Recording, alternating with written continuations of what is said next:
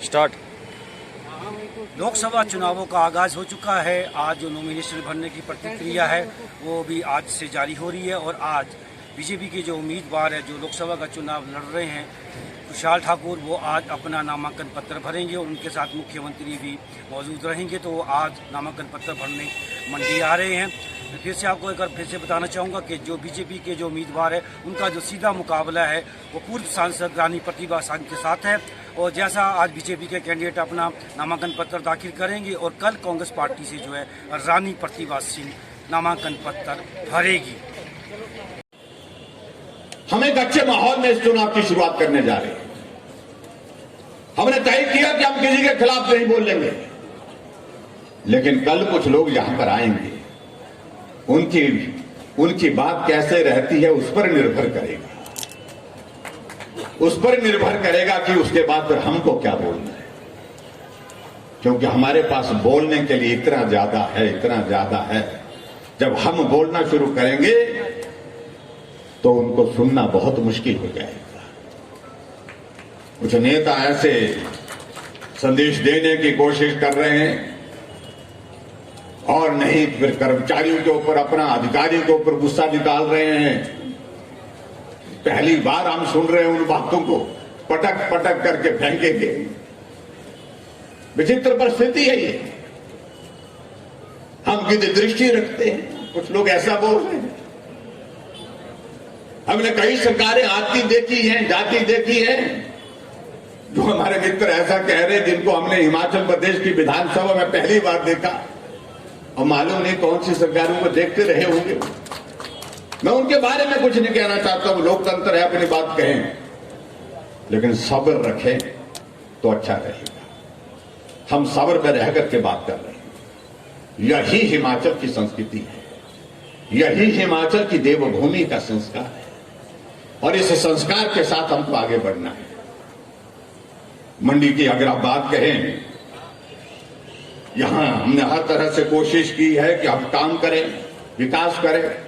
बहुत सारी चीजें हमने सोच करके आगे बढ़ने का निश्चय किया था, लेकिन किसे मालूम था कि 2 वर्ष का कार्यकाल आपका ऐसा बीत जाएगा जहां आपको घर से बाहर निकलना मुश्किल हो जाएगा। घर से बाहर आप कदम नहीं रख सकेंगे, जाएंगे तो लोगों से नहीं मिल सकेंगे। आप विकास की बात कर सकते हैं, लेकिन उसमें आर्थिकी इतनी ज्यादा इस कोविड के कारण प्रभावित हो गई। जो चीजें हम शुरू करना चाह रहे थे, जिन चीजों की हम शुरुआत करना चाह रहे थे, उस पर हमको रुकना पड़ रहा। ये कभी नहीं सोचा, तो इसलिए मैं कह रहा हूं कि मुझसे पहले जो 5 मुख्यमंत्री रहे वो बहुत सौभाग्यशाली रहे।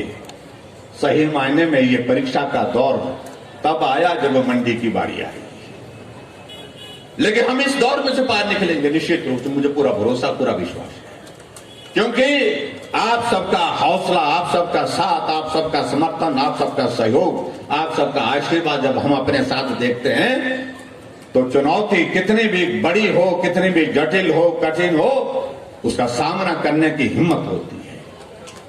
और आज मुझे इस बात को लेकर आप सबका हौसला में देख करके चुनाव आयोग ने तय किया कि 1000 की सभा होगी। सभी साथी कहने लगे कि हम भी आना चाह रहे हैं, हम भी रैली में आना चाहते हैं, हम भी रैली में आकर के वहां पर कार्यक्रम का हिस्सा बनना चाहते हैं। और ऐसी परिस्थिति आई, हमने उनको हाथ जोड़ करके कहा आओ, लेकिन थोड़े आना, क्योंकि चुनाव आयोग का आदेश है, हमें उसका भी पालन करना है। बहुत सारे लोगों को कहा हम आपको वहीं मिलेंगे, वहीं जाकर के मिलेंगे। यही मुझे उनको कहना पड़ा। पर आज हमारे लिए प्रसन्नता का विषय ये है कि भारतीय जनता पार्टी के राष्ट्रीय नेतृत्व ने एक सैनिक को, जिसने कारगिल की विजय हासिल की है, उनको यहां मंडी लोकसभा क्षेत्र से अपना पार्टी का नुमाइंदा बनाया। ये हमारे लिए सौभाग्य है।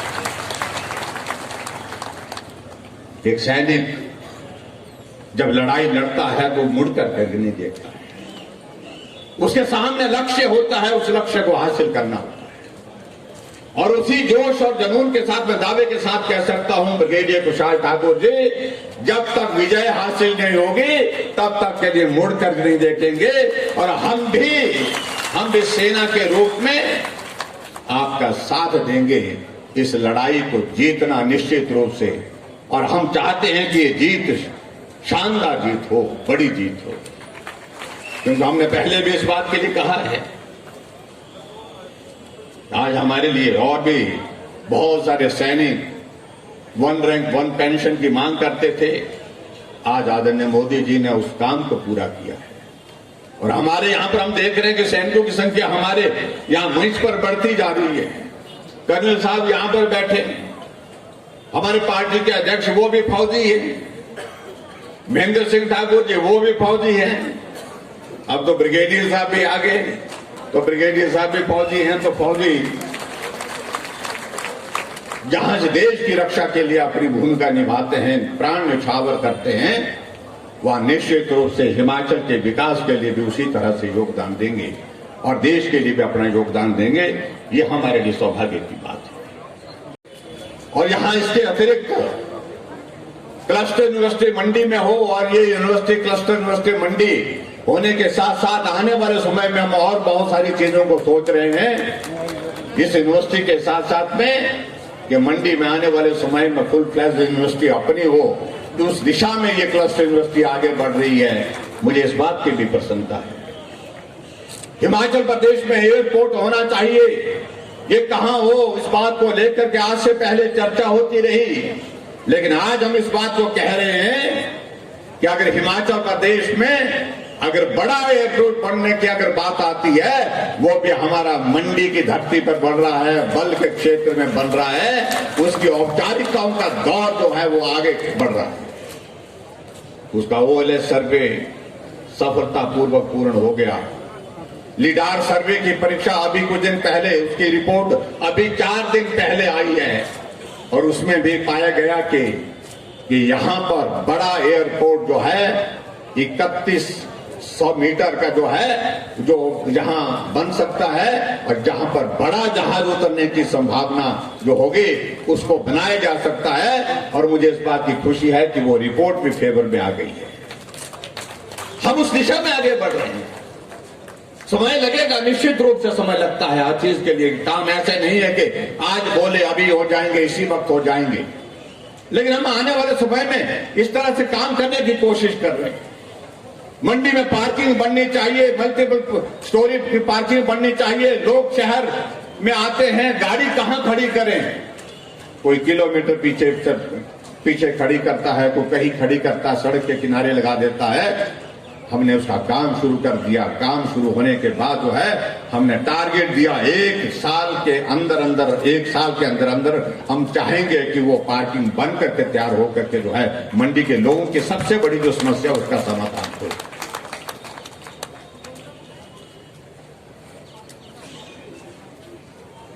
इसलिए बहुत सारी बातों का हम जिक्र करेंगे तो मुझे लगेगा बहुत सारी बातें उसमें लगेंगी।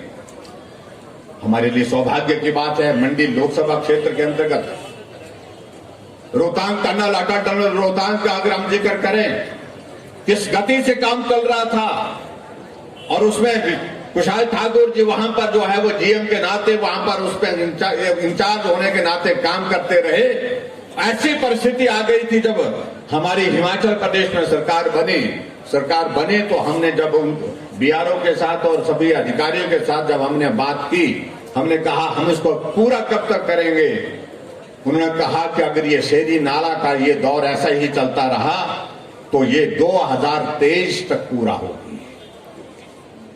हमने कहा हमें तो 2021 से पहले चाहिए, हर हालत में चाहिए। क्या किया जा सकता है? अधिकारियों के साथ शिमला बैठक की, अधिकारियों के साथ जाकर के रोहतांग टनल में जाकर के वहां बैठक की, और केंद्र में जाकर के केंद्रीय रक्षा मंत्री के साथ बात की, निर्मला सीतारमण जी के साथ बात की, राजनाथ सिंह जी के साथ बातचीत की। जो भी जरूरत स्टेट की ओर से करने की थी हमने उन सारी बातों को पूरा करने के लिए, सहयोग करने के लिए अपनी बात कही। और मुझे इस बात की खुशी है, जिस टनल के लिए कहा जा रहा था कि 2023 में ये पूर्ण होगी, जो वो 3 अक्टूबर 2020 को उसका उद्घाटन करने के लिए हमारे देश के यशस्वी प्रधानमंत्री नरेंद्र भाई मोदी जी बात। आज कहीं किसी को ब्लॉक मिला, किसी को सब डिवीजन मिला, किसी को जाकर के एसडीएम का दफ्तर मिला, किसी को जाकर के विभिन्न विकास कार्य के लिए जो जो भी चीजें हमने करनी थी वो सारी चीजें हमने वहां पर की। मैं सारी योजनाओं का अगर मैं जिक्र करूंगा उसमें मुझे लगता है कि बहुत सारी बातें लगेगी, बहुत वक्त लगेगा। आज 4 साल का हमारा सरकार का कार्यकाल पूरा होने जा रहा है। क्या मुद्दा है सर उनके पास सरकार के खिलाफ? आजकल शोर डाल रहे हैं, महंगाई हो गई, हम भी चिंतित हैं, महंगाई कम होनी चाहिए, हम इस बात से सहमत हैं। आदरणीय मोदी जी हमारे देश के यशस्वी प्रधानमंत्री प्रयत्न कर रहे हैं, प्रयास कर रहे हैं, महंगाई को किस प्रकार से रोका जा सकता है, किस तरह से रोका जाए, इसके लिए लगातार प्रयत्न चल रहे हैं। लेकिन एक बात मैं पूछता हूं, लंबे समय तक कांग्रेस पार्टी सत्ता में रही, क्या उनके जमाने में महंगाई समाप्त हो गई थी? क्या उनके जमाने में महंगाई खत्म हो गई थी? क्या महंगाई थी नहीं? क्या इन बातों का जवाब अगर हमसे पूछा जाएगा तो स्वाभाविक रूप से उनसे भी पूछा जाएगा। आज वो बात कहने की कोशिश कर रहे हैं कि बेरोजगारी बढ़ गई। आजाद भारत के इतिहास में लगभग 50 वर्ष तक सत्ता में रहने का अवसर उनको मिला। अगर बेरोजगारी की अगर लंबी कतार खड़ी हुई है देश में और प्रदेश में, उसमें सबसे बड़ा योगदान, सबसे बड़ा दोष किसी को जाता है तो कांग्रेस पार्टी की सरकार को जाता है, चाहे वो प्रदेश में रही, चाहे वो देश में।